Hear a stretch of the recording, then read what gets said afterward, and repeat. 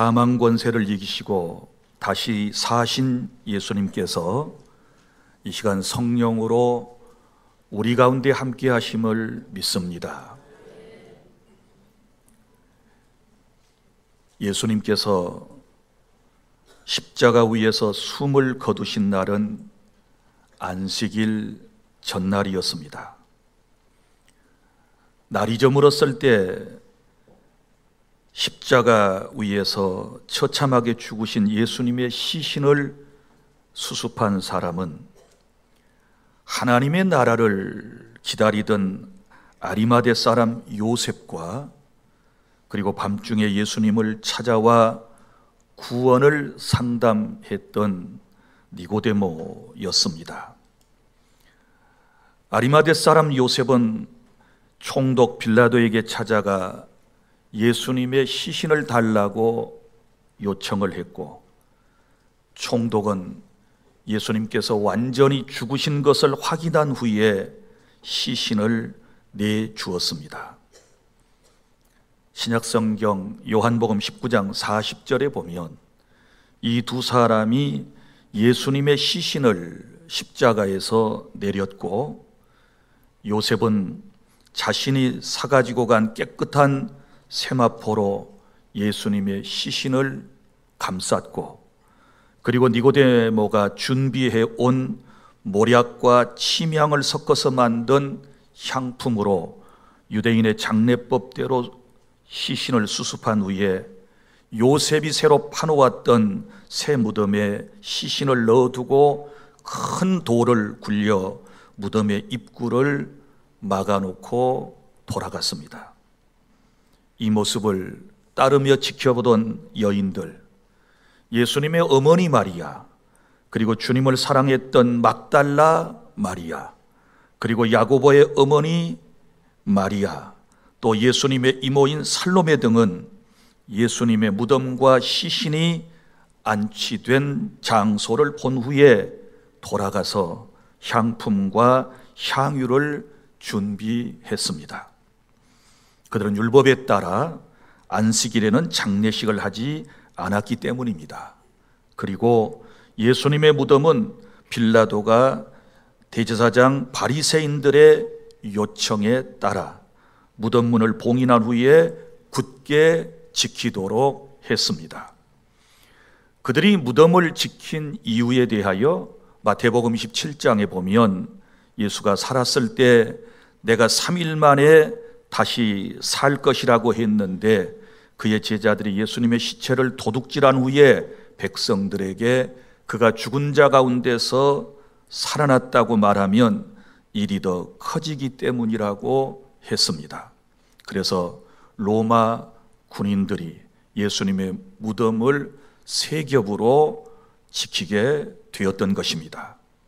이제 토요일 안식일이 지나고 안식 후 첫날 이른 새벽, 곧 현재의 주일, 흔히 말하는 일요일이 되었습니다. 마태복음 28장 2절에 보면 이 새벽에 일어난 일을 이렇게 기록을 하고 있습니다. 큰 지진이 갑자기 일어났습니다. 그리고 주의 천사가 나타나 무덤의 돌문을 굴러내고 그 위에 앉아 있었는데, 그 형상이 번개와 같았고 그 옷은 눈처럼 휘었다고 했습니다. 그때의 무덤을 지키던 사람들은 그 모습을 볼 때 너무나도 두려운 나머지 부들부들 떨며 어찌할 바를 몰랐습니다. 이러한 사실을 모르는 여인들은 예수님의 장례를 치르기 위해 시신을 이제 수습하기 위한 향품 등을 가지고 아직 어두울 때에 예수님의 무덤으로 가면서 이렇게 말합니다. 누가 우리를 위해 무덤의 돌문을 굴려 주겠는가? 걱정을 하면서 무덤에 도착했습니다. 그런데 이미 큰 돌무덤은 굴려져 있었습니다. 조심스레이 무덤 안에 들어갔지만 예수님의 시신은 보이지 않고 그들은 주의 천사를 보았습니다. 여인들은 천사를 보자마자 두려워 얼굴을 땅에 대고 있는데 천사들이 이렇게 말했습니다. 너희는 무서워 말라. 어찌하여 살아있는 자를 죽은 자 가운데서 찾느냐. 너희가 십자가에 못 박히신 예수의 시신을 찾고 있구나. 그분이 갈릴리에 계실 때 너희에게 하신 말씀을 기억하거라. 인자가 죄인의 손에 넘겨져 십자가에 못 박히고 3일 만에 다시 살아나리라고 하신 말씀을 기억해 보아라. 그러니 이곳에 계시지 않고 그가 말씀하시던 대로 살아나셨느니라. 와서 보아라. 그를 두었던 곳을 보아라. 이제 빨리 가서 그의 제자들과 베드로에게 그가 죽은 자 가운데서 살아나셨고 너희보다 먼저 갈릴리로 가사 그곳에서 너희가 볼 것이다 라고 알려주라고 말해 주었습니다. 요한복음 20장 14절에 보면 무덤 안에서 찾아간 여인들이 예수님의 시신이 보이지 않자 울고 있을 때 그때 부활하신 예수님이 그들 뒤에서 여자여 왜 우느냐라고 말씀을 하실 때 처음에는 주님을 몰라보다가 예수님이 다시 마리아야 하고 부르실 때 마리아가 뒤돌아보니 살아나신 예수님이셨습니다. 할렐루야. 우리 예수님은 다시 살아나셨습니다. 예수님이 다시 살아나셨다라고 하는 표현을 우리는 부활하셨다 이렇게 말합니다. 자, 오늘 고린도전서 15장 말씀의 1절부터 11절까지 말씀을 제가 여러분들에게 낭독을 해 드렸습니다. 여러분이 잘 아시는 것처럼 고린도전서 15장은 부활장이라고 그러는 것입니다. 여기 보면 내용이 이렇게 되어 있습니다. 먼저 1절부터 11절까지 말씀은 예수님의 부활에 대한 이야기가 나오고 그리고 12절부터 34절까지는 죽은 자의 부활이 나오고 그리고 35절부터 57절까지는 부활한 몸의 특징에 대한 설명이 나오고 그리고 58절에서는 예수님의 부활을 믿는 사람이 어떻게 살아야 할지에 대한 말씀을 기록하고 있습니다. 그래서 고린도전서 15장을 부활장이다 이렇게 말하는 것입니다. 자, 특별히 이제 저는 몇 주간에 걸쳐서 이 부활에 대한 말씀을 다시 들려드리려고 그럽니다. 지금 1월부터 하나님 나라에 대한 설교를 쭉 해오다가 이제 지난주에 종려주일에 관한 설교를 했고 그리고 오늘 이제 부활에 대한 말씀을 부활절 아침에 여러분들과 함께 나누고 있는데 한 4-5주간 정도 부활에 대한 말씀을 또 듣고 그리고 이제 하나님의 나라에 대한 말씀을 계속 강론해 드리도록 하겠습니다. 자, 그러면 먼저 부활 설교 시리즈 오늘 첫 번째 시간인데요. 자, 예수님의 부활을 믿고 전합시다 라고 하는 말씀을 함께 나누게 될 터인데 첫째는 자, 우리가 무엇을 믿어야 하는가 라고 하는 문제가 1절부터 2절에 기록되어 있습니다. 도대체 기독교에서 말하는 복음이라고 하는 것이 뭔가를 우리가 분명히 이해하는 것이 중요하거든요. 자, 1절, 2절 다 함께 읽어볼까요? 시작. 형제들아, 내가 너희에게 전한 복음을 너희에게 알게 하노니 이는 너희가 받은 것이요 또 그 가운데 선 것이라. 너희가 만일 내가 전한 그 말을 굳게 지키고 헛되이 믿지 아니하였으면 그로 말미암아 구원을 받으리라. 아멘.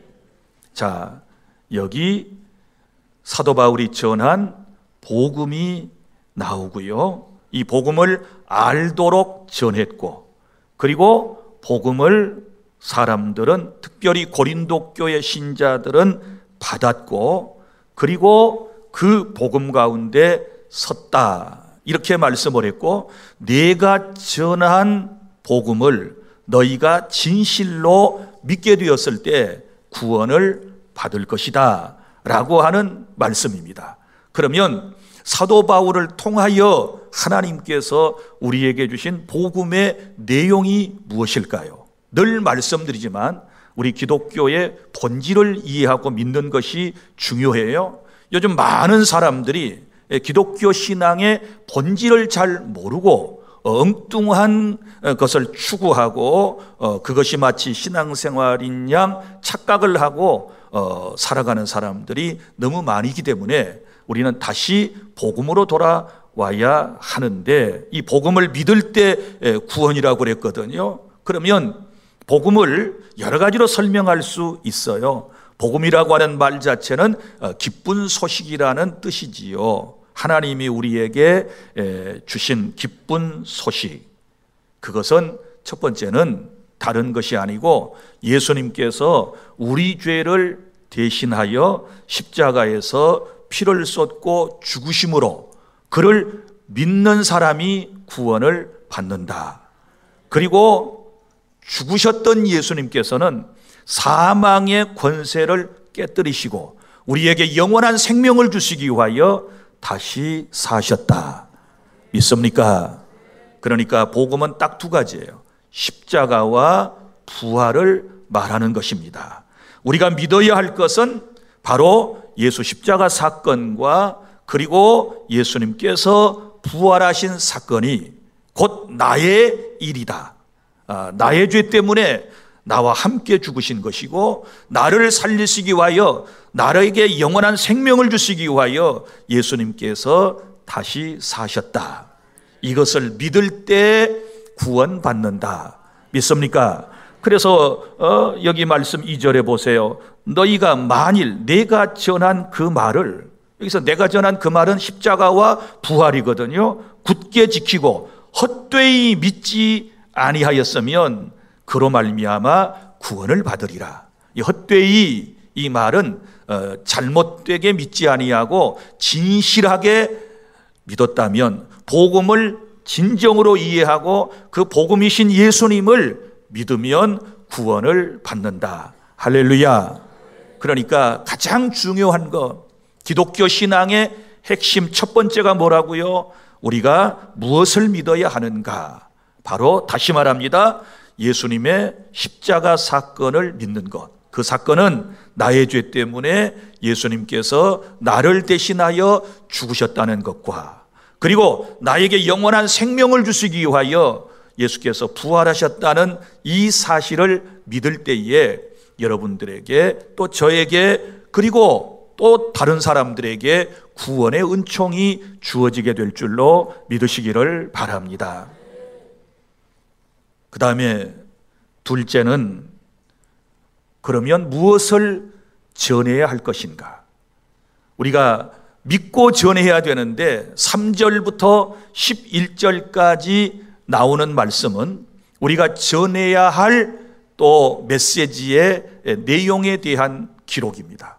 우리 교회가 전해야 할 것이 무엇인가? 자, 3절 볼까요? 3절 4절 시작. 내가 받은 것을 먼저 너희에게 전하였노니 이는 성경대로 그리스도께서 우리의 죄를 위하여 죽으시고 장사 지낸 바 되셨다가 성경대로 사흘 만에 다시 살아나사. 할렐루야. 자, 사도 바울은 먼저 뭘 전했어요? 자, 내가 먼저 받은 것을 너희에게 전했는데 그것은 성경대로 그리스도께서 우리 죄를 위하여 죽으시고 장사 지낸 바 되셨다가 성경대로 다시 살아나신 일이다.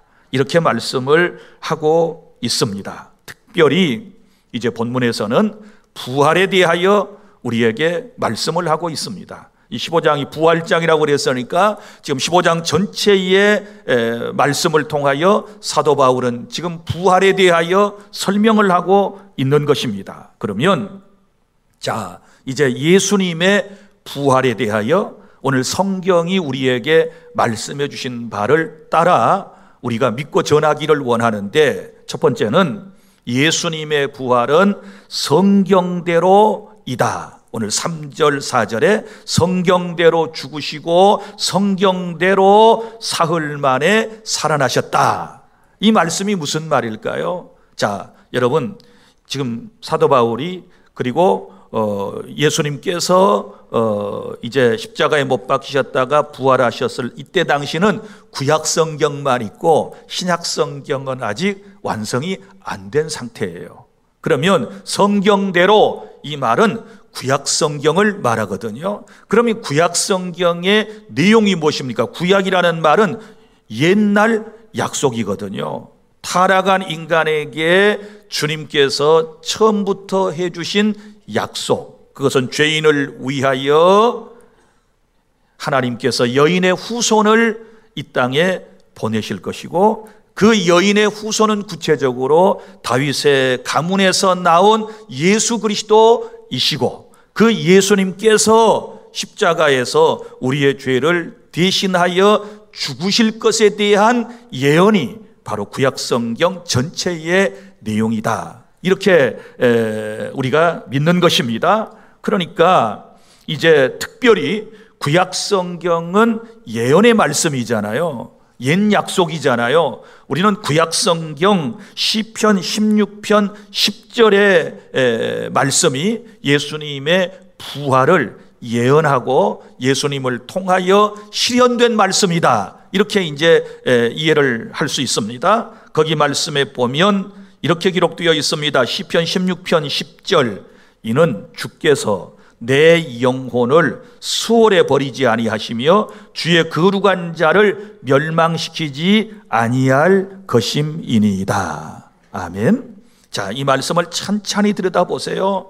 자, 이는 주께서, 하나님께서 내 영혼을 수월은 죽음의 상태를 얘기하는 거예요. 수월에 버리지 아니하시며 거룩한 자를 멸망시키지 아니할 것이미로다.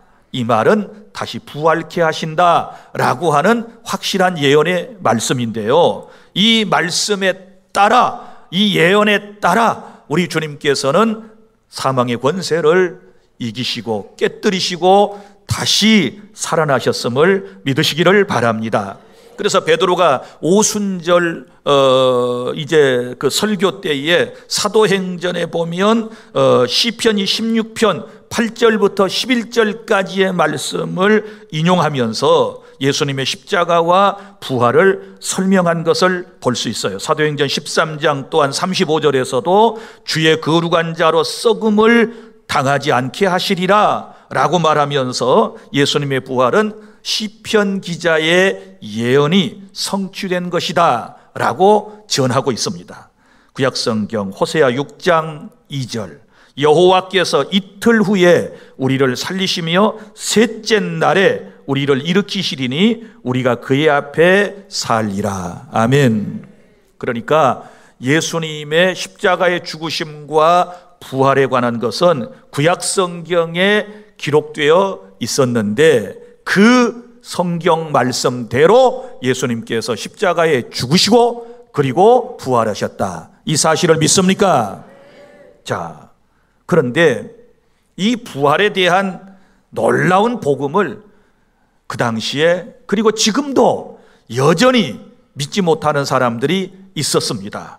그래서 예수님의 부활은 이제 증인들이 넘쳐나고 있다라고 하는 것을 지금 두 번째 우리에게 말씀을 하고 있는데요. 자, 오늘 우리가 말씀을 보면 이제 5절부터 쭉 나오는 말씀이 바로 부활의 증인들에 대한 이야기이거든요. 여기는 조금 이따가 제가 다시 할 것이고요.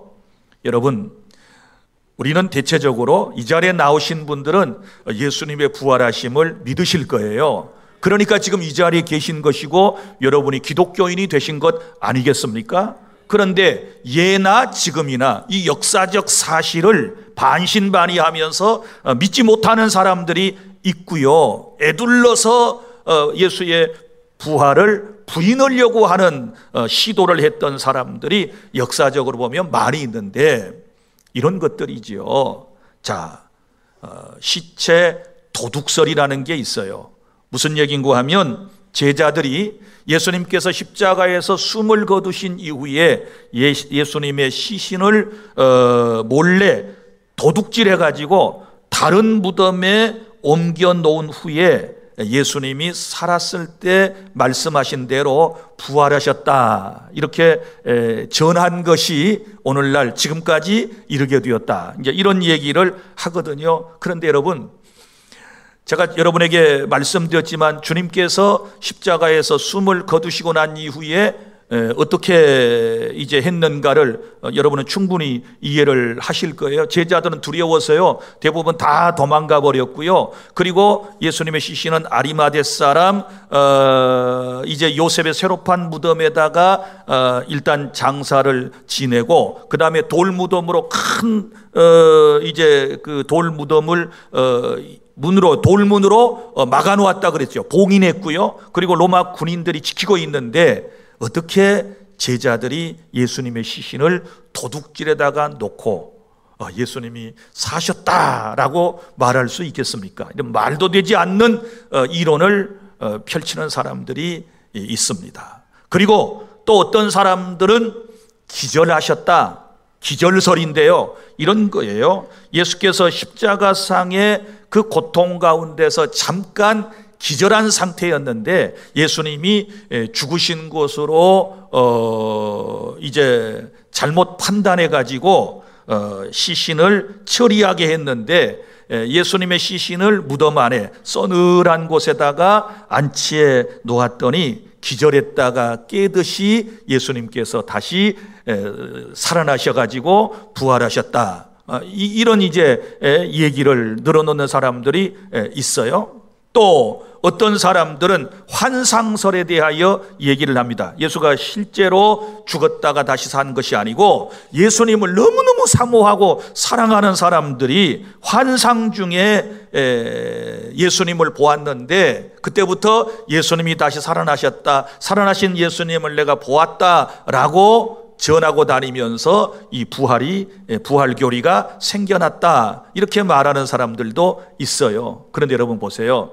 오늘 성경에 이제 나중에 우리가 찬찬히 살펴볼 것이지만 500명이 되는 사람이 동시에 보았다 그랬거든요. 어떻게 환상이 동시에 다 볼 수 있다는 얘기입니까? 이건 얼토당토하는 이야기이고 우리가 받아들일 수 없는 것이지요. 또 심지어 어떤 사람들은 실수설이라고 하는 것을 주장하는 사람들도 있어요. 무슨 얘기인가 하면 새벽에 여인들이 실수로 주님의 무덤이 아닌 다른 빈 무덤을 찾아갔는데 그 무덤이 새로운 무덤이어서 아직 아무런 시신도 없어서 빈 무덤을 보고 와서 예수님이 부활하셨다, 이렇게 이제 전했다는 거예요. 자, 이 외에도요, 제가 이 설교를 준비하면서 이것저것 뒤져봤더니 한 10여 가지 이상의 예수님의 부활을 부정하려고 시도했던 수많은 이론들이 있어요. 사랑하는 여러분, 자 보세요. 그래서 이러한 사람들에게 변증법적인 이제 논조를 통해서 이제 사도 바울은 특별히 고린도 교회 신자들, 부활을 믿지 못한다거나 부활을 반신반의하는 사람들에게 부활의 증인들의 그 목록을 쭉 지금 얘기를 하고 있는 것입니다. 자, 부활의 목격자를 이제 볼까요? 5절, 게바에게 보이시고, 게바는 누구예요? 베드로를 게바라고 그래요. 자, 게바, 베드로의 이름이 게바이고, 그 다음에 또 후에 12제자에게, 12제자가 부활하신 예수님을 만났다. 그 후에 500여 형제에게 일시에 보이셨나니, 일시에, 자, 500명이나 되는 사람이 동시에 부활하신 예수님을 보았다. 자, 이건 아무리 생각해도요, 이건 부인할 길이 없는, 세상 법정에서도 2명이 동의하면 그걸 이제 사실로 채용을 한다고 그래요. 그런데 이 500명이나 되는 사람이 동시에 일시에 부활하신 예수님을 만났다라고 말씀을 하고 있고, 또 더 중요한 것은 그 중에 지금까지 대다수는 살아있고 어떤 사람은 잠들었으며 이렇게 말하고 있습니다. 무슨 얘기인가 하면 이런 얘기예요.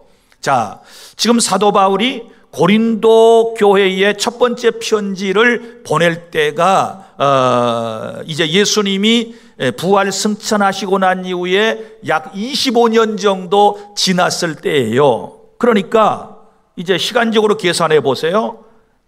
그때에는 다수의 예수님의 십자가 사건과 부활을 체험한 사람들이 지금도 뭐예요? 살아있는 거예요. 살아있어요. 예수님의 부활을 실제로 체험한 사람들이 살아있다, 이렇게 성경이 말하고 있잖아요. 대다수는 살아있고 어떤 사람은 잠들었다, 죽었고. 그러니까 생생하게 지금 그때 보았던 사람들이 있던 시대였다라고 하는 것이고, 그 다음에 7절에 보면 주의 형제 야고보에게 보이셨다. 이 주의 형제는 예수님의 친동생 야고보를 말하는 것입니다. 그리고 7절 하반절에 보면 모든 사도에게, 그리고 8절에 보면 누구에게? 바울에게, 자기 자신에게도 주님께서 보여주셨다. 그래서 사도 바울은 이제 다메섹 도상에서 부활하신 예수님을 보게 되었고, 그분의 음성을 들었고, 그리고 이방인의 사도로 부름을 받아서 사도가 되었다라고 하는 것은 너무너무 우리가 잘 알고 있는 사실입니다. 사랑하는 성도 여러분, 이처럼 예수님의 부활은 역사적이다, 믿습니까? 그리고 증인들이 넘쳐나고 있다. 할렐루야. 한두 명이 아니에요. 그리고 부활하신 채로서 40일 동안이나 세상에 계시다가 그리고 하늘로 올라가셨잖아요. 그러므로 이제 지금 고린도 교회 신자들에게 흔들리지 말아라. 예수님은 십자가에 죽으셨다가 다시 살아나셨다. 할렐루야. 우리도 확고한 부활 신앙을 믿고 가져야 될 줄 믿으시기를 바랍니다. 자, 그 다음에 세 번째는 9절부터 10절까지는 예수님의 부활하심을 체험한 사람들의 변화가 나옵니다. 부활하신 예수님을 만난 사람마다 사람이 놀랍게 변해요. 특별히 사도 바울은 자기 자신을 지금 소개하고 있는데 9절에 보면 나는 사도 중에 가장 작은 자라, 나는 하나님의 교회를 박해하였으므로 사도라 칭함받기를 감당하지 못할 자니라. 그러니까 부활하신 예수님을 만나기 전에 이 사도 바울은 바로 그리스도 교회를 핍박하는, 박해하는 주동자였다라고 하는 것을 알 수 있어요. 그런데 이제 부활하신 예수님을 만나고 난 이후에 놀라운 변화가 일어나요. 여기 말씀 10절, 그러나 내가 나된 것은 하나님의 은혜로 된 것이니 내게 주신 그의 은혜가 헛되지 아니하여 내가 모든 사도보다 더 많이 수고하였으나 내가 한 것이 아니요 오직 나와 함께 하신 하나님의 은혜로라. 할렐루야. 어떻게 주님을 박해하고 믿는 신자를 박해하던 사람이 이렇게 변화되어 가지고 주님의 복음을 전하는 사도가 되었을까요? 이것이 바로 부활하신 주님을 만났기 때문입니다. 할렐루야. 누구든지 이 시대에도 부활하신 예수님을 만나서 나의 주님으로, 나의 구주로 영접하고 그분을 나의 왕으로 내 삶에, 내 안에 모셔드린 다음에 그분의 통치를 받게 되었을 때 분명한 영육간의 놀라운 변화가 우리의 삶 가운데 확실하게 나타나게 될 줄로 믿으시기를 바랍니다. 절망 가운데 살아가는 사람이 예수님을 만나면 희망이 넘치게 될 줄로 믿으시기를 바랍니다. 죄 가운데 살던 사람이 부활하신 예수님을 만나면 죄사함의 확신을 가지고 마음에 영적인 자유를 누리며 주님을 위하여 헌신하며 살아가는 사람이 될 줄 믿습니다. 낭패와 실망을 당하며 살아가던 사람이, 그리고 주님을 배신하며 두려움 가운데 살던 사람들이 부활하신 예수님을 만나고 난 이후에 그들은 놀라운 변화를 다 경험하고 믿음으로 세상을 헤쳐나가고 승리하며 살아갔다는 사실을 믿으시기를 바랍니다. 오늘 이 시간도 혹여라도 마음속에 두려움으로 가득 차 있는 분들이 계시다면 부활하신 예수님을 다시 한번 여러분이 만나고 그 주님이 이미 내 안에 내게 오신 주님으로 여러분들이 확신하고 여러분의 삶 가운데도 놀라운 변화가 일어날 수 있기를 바랍니다. 절망이 희망으로 바뀌게 될 줄로 믿습니다. 병든 내 몸이 치유되어 강건하게 될 줄로 믿으시기를 바랍니다. 실패했던 내 인생이 변하여 이제는 주님 안에서 성공한 사람이 될 줄로 믿으시기를 바랍니다. 불행했던 인생이 행복하게 될 줄로 믿습니다. 이런 은혜를 오늘 부활절 아침에 주님은 우리에게 주시기를 원하시는 것입니다. 자, 이제 마지막으로 11절, 내가 해야 할 일이 있습니다. 그것은 바로 이 부활의 사실을 전해야 하는 일입니다. 11절 다 함께 시작. 그러므로 나나 그들이나 이같이 전파하며 너희도 이같이 믿었느니라. 아멘. 자, 나는 바울을 말하고 그들이나, 이 말은 또 다른 그리스도인들, 복음을 전하는 사람들이 이같이 전파하여, 뭘 전파했다는 거예요? 예수님이 십자가 위에 너의 죄 때문에, 나의 죄 때문에 죽으셨다가 사망의 권세를 이기시고 다시 사흘 만에 살아나셨어. 그 예수를 믿으면 생명, 곧 구원을 받는다라고 하는 이 메시지를 전파했더니 믿었어요. 할렐루야. 영생을 주시기로 작정된 자는 다 복음을 듣고 믿는 역사가 있고 믿으면 구원받는 역사가 있게 될 줄로 믿으시기를 바랍니다. 그래서 이 복음을, 부활의 복음을 저와 여러분도 전해야만 하는 것입니다. 믿습니까? 여러분이 가장 사랑하는 사람이 죽었다가 세상에 사흘 만에 다시 살아났다고 해봐요. 그러면 그걸 비밀로 하려고 입을 꽉 다물고 있는 사람이 있을까요? 정말 사랑하는 사람인데. 근데요, 나한테 돈 받을 사람이 죽었다 살았다 그러면 그건 말 절대 안 할 거예요. 그러겠죠.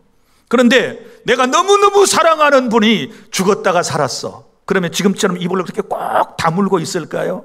우리 인간은 그렇지 않아요. 누가 말하지 말라 그래도 여기 가서 말하고 저기 가서 말하고 친구한테 전화부터 하고 막 이리저리 알릴 거예요. 걔가 살아났단다. 죽었다가 살아. 우리 병에 걸려가지고 이제 병 들어서 죽을 뻔하다 산 것도 너무 고마워가지고 너무 행복해가지고 막 이리저리 암 완치 판정만 받아도 엄마 아빠 누가 암 완치 판정이야, 이제 5년 넘어서 이제는 괜찮대, 암이 다 없어졌대. 이 소식도 얼마나 기쁘게 전합니까? 그런데 예수님이 죽으셨다가 다시 사셨다. 내 죄 때문에 우리를 위하여 십자가에서 피 흘리고 죽으셨던 그분께서 다시 살아나셨다. 그러면 우리가 해야 할 일이 뭐라고요? 이제는 입을 열어서 전해야 돼요. 믿습니까? 전파해야 될 줄로 믿으시기를 바랍니다.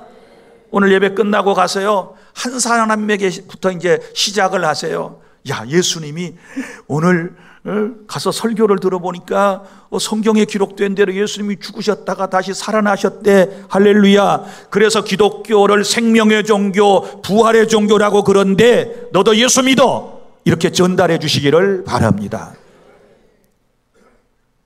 저는 세상에 여러 종교가 있는데 비판할 생각 전혀 없습니다.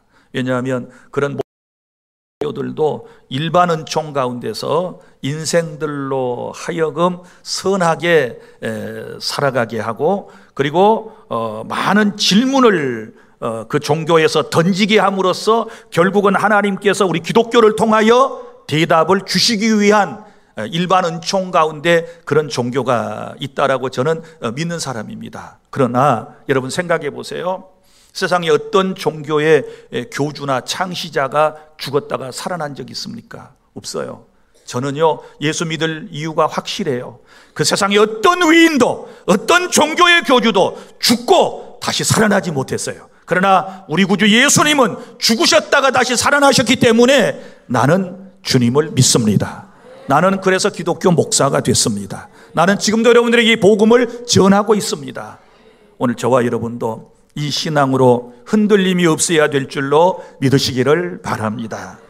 이제 말씀을 맺습니다. 사랑하는 여러분, 예수님은 우리의 죄 때문에 십자가에서 죽으시고 역사적으로 부활하셨습니다. 이제 우리가 믿고 전해야 할 복음은 오직 십자가와 부활인 것입니다. 부활하신 예수님이 나의 주님이시요 나의 왕 되심을 고백하며 여러분들이 많은 사람에게 전하며 천국을 누리며 전파하며 살아가는 우리 주 안의 모든 성도 여러분이 다 되시기를 바랍니다. 기도하겠습니다.